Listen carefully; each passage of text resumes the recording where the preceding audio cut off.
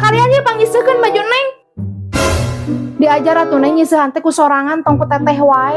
Meni hitungan pisan gablek lancet ipar teh pira nyiseuh sakitu oge. Ieu teteh neng teh da capek gawe atuh pira ku kudu nyiseuhan oge mah. Ai teteh mah sidik cicing di imah ukur ngandalkeun si Aa teu gawe. Ya wajar we atuh neng ngiru nyiseuh sakitu mah. Bari jeungna oge atuh da nyiseuhna oge make mesin cuci moal capek tinggal itu batur mah nyiseuh saabreg-abreg digusrek loba omong.